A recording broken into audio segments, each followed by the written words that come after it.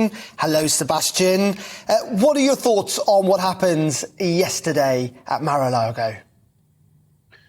I'm horrified. I'm shocked. As the child of those who escaped communism, my father was liberated from a political prison in Hungary in 1956.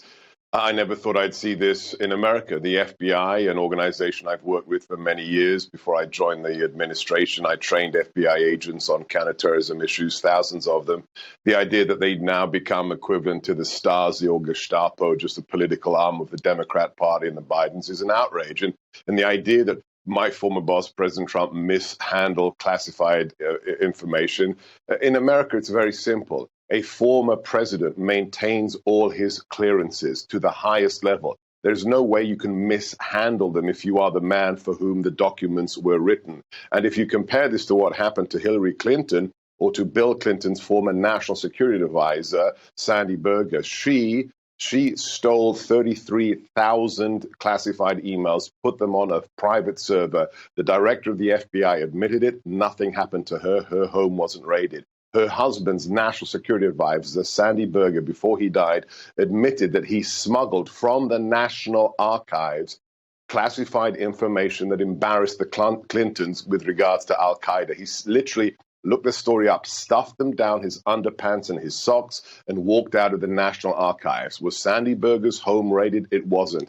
This is a witch hunt, and it's only happening because the senile old man in the White House has the lowest popularity of any modern president just 18 months into his term. They know President Trump is going to run, and they are desperate to stop him. It is that transparent, Darren. Play what about Ray? As in, like, let's talk about President Trump rather than others who aren't here to defend themselves. And indeed, in the case of Hillary Clinton, where no charges were brought. Are you 100% sure, Sebastian, 100% sure that President Trump has not committed a crime? Absolutely. How do you know that? How do you know that?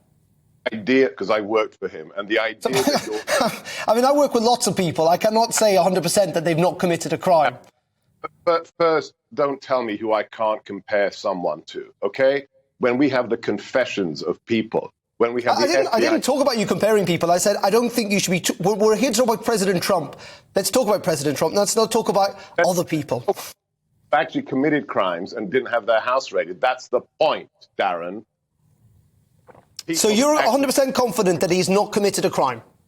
Absolutely.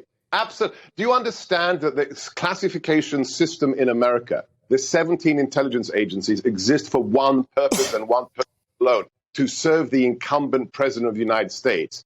The president, should he so wish, could give his pet dog a top secret clearance, and he could strip the highest general of his clearance because it serves the president. You can't misuse the classification system if it's built for your purpose. You know what this is as well as any. It's like Nigel said, any reasonable person knows this is an attempt to stop President Trump, and they have failed. 2 failed impeachments, January 6th committee, the Russia collusion hoax. This is just their sign of desperation. 9% inflation, 2 million illegal immigrants across the border, a war in Ukraine. Biden's popularity is in the toilet. So what do? Call up the lads at the FBI, Donald Trump's house. It is that simple, and anybody with eyes can see it.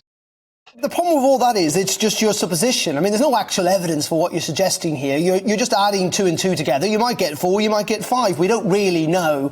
I mean, you've got no actual evidence for this. All you're doing is suggesting all of this. Why did GBNews invite me on this show? Well, to listen to what you've got to say, but the whole point of when you come on this programme... Sorry, Sebastian, when you come on this programme, you've got the right to assert what you've got to say, but I've also got the right to question what you've got to say. That's how this process works. Don't invite me on the show. If you want somebody who actually worked in the White House, who still has a top secret clearance, to give you his analysis, I'll give it, okay? But don't say that, oh, you don't have any proof. I'm not a stinking investigator who's running the raid. Go and find one of them if you think you can. No, but you're suggesting that this is all trumped up, no pun intended, that essentially that you're 100% certain he's not committed any crimes. You're asserting that. I'm allowing you to assert that on this programme. I'm merely asking, have you got any evidence to support that? You clearly don't.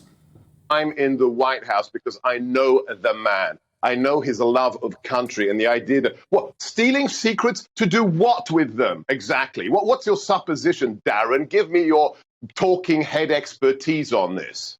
I'm not here to suggest. I've no idea. That's my point. I've no idea whether Donald Trump has committed a crime or not. That's my point. I don't know. Clearly, the FBI think there's enough evidence to suggest he may have done. That's why they're investigating him. You're 100% certain he hasn't. I'm merely asking how you're 100% certain he hasn't. You don't answer the question, then don't ask it, my friend. OK, well, I'm sorry. The whole point is we get people on to face interviews. I ask the questions, they answer them. You can say what you like, but I think the whole idea is that you are there to answer questions. Okay? It's not a court of law. It's a TV show, okay? You get me on here because of my experience and my former position and what I do today. That's why you ask me questions. You want to have a court of law, you become a judge, you put on the gown and the wig, and you can be the judge. It's not a court of law, my friend. Indeed, all I'm saying is if you're going to make assertions, you have to expect that they may well be questioned. That's all I'm suggesting. I have